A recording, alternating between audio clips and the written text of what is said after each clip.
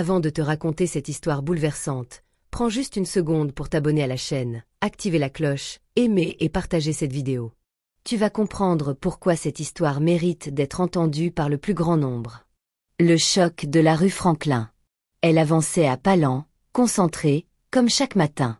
La ville s'éveillait à peine, les cafés ouvraient leurs rideaux, les joggeurs traçaient leurs lignes invisibles sur les trottoirs, les klaxons, discrets encore, ponctuaient la bande-son urbaine.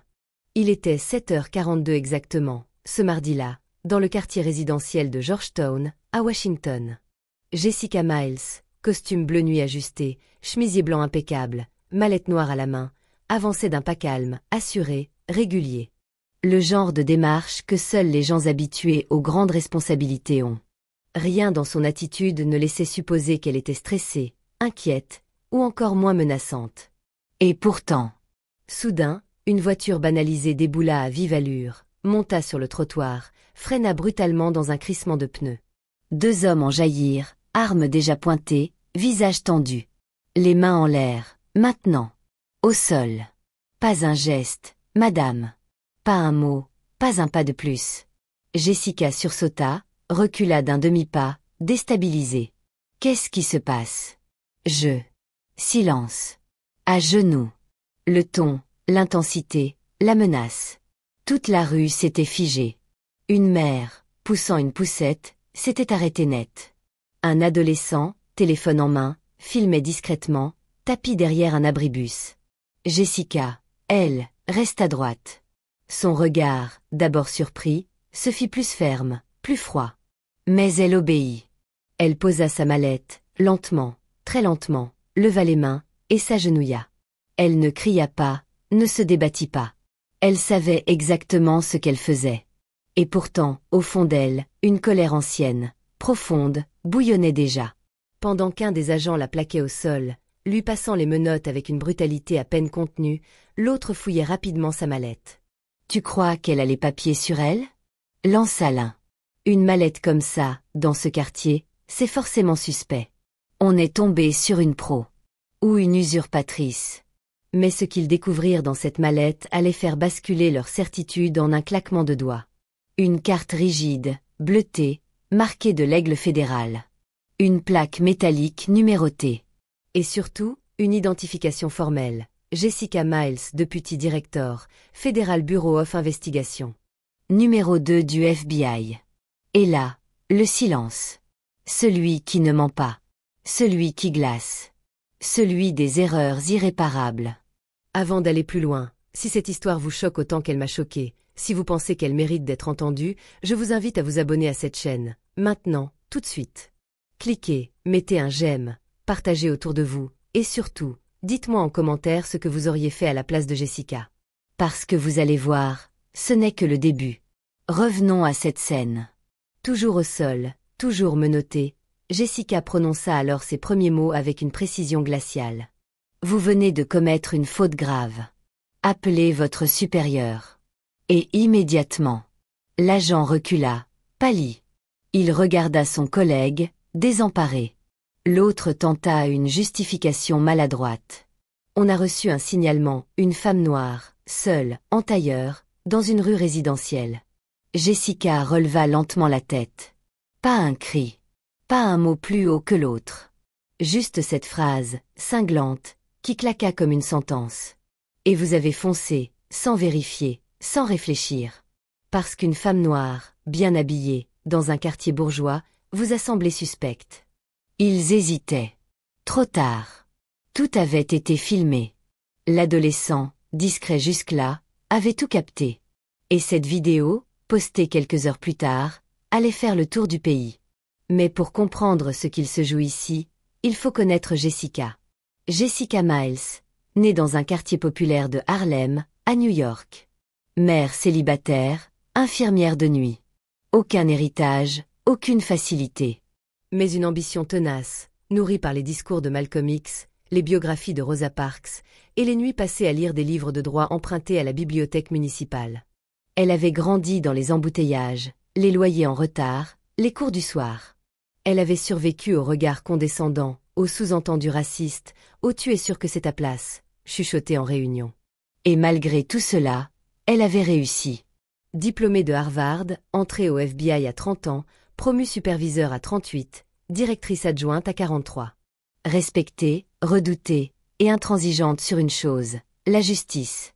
Alors oui, ce matin-là, en pleine rue Franklin, on n'avait pas arrêté n'importe qui. On avait humilié un symbole, on avait craché sur un parcours, on avait réduit à néant, en quelques secondes, des années de combat. Et le pire, c'est que ce n'était pas un accident.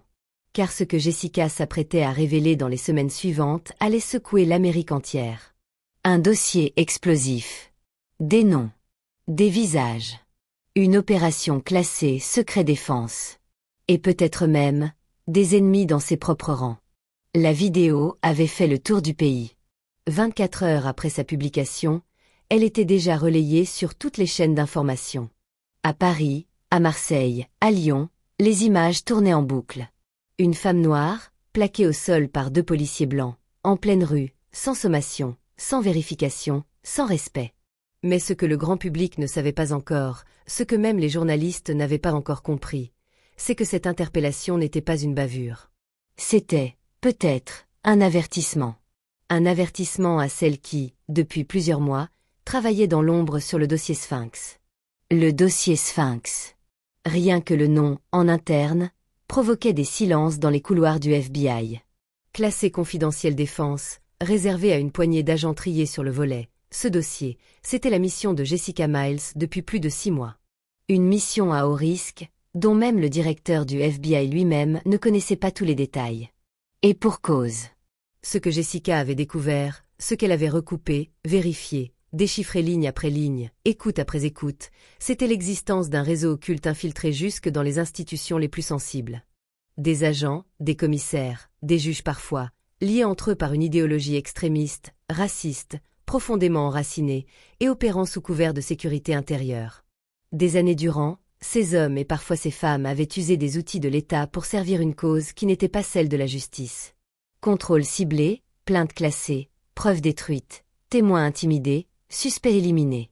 Une mécanique bien huilée, invisible, redoutablement efficace. Et dans ce système, il y avait une règle d'or, ne jamais laisser monter ceux qui menacent l'ordre établi. Jessica, par sa seule présence, par sa seule position, était un danger. Non pas parce qu'elle était agressive, non pas parce qu'elle avait fait un faux pas, mais justement parce qu'elle avait toujours été irréprochable. Et dans cette Amérique-là, une femme noire irréprochable au sommet du FBI, c'était inacceptable pour certains. Alors, l'interpellation de la rue Franklin, ce n'était pas une erreur. C'était une tentative d'humiliation publique, un moyen de l'ébranler, de l'intimider, de lui faire comprendre qu'elle n'était pas à l'abri. Mais il l'avait sous-estimée. Gravement sous-estimée. Quelques jours après l'incident, alors que le pays était en ébullition, Jessica convoqua une conférence de presse nationale. Pas en visio, pas par communiqué. Non. Elle voulait regarder l'Amérique dans les yeux. Le visage calme, le ton posé, elle déclara. Je ne suis pas ici pour raconter mon indignation. Je suis ici pour vous dévoiler la vérité. Une vérité que certains cherchent à enterrer depuis trop longtemps. Et là, devant des dizaines de micros, de caméras, elle parla du dossier Sphinx. Elle parla des preuves, des enregistrements, des documents confidentiels. Elle cita des noms. Elle dénonça des manipulations. Elle révéla des alliances entre des groupes extrémistes et certains membres des forces de l'ordre.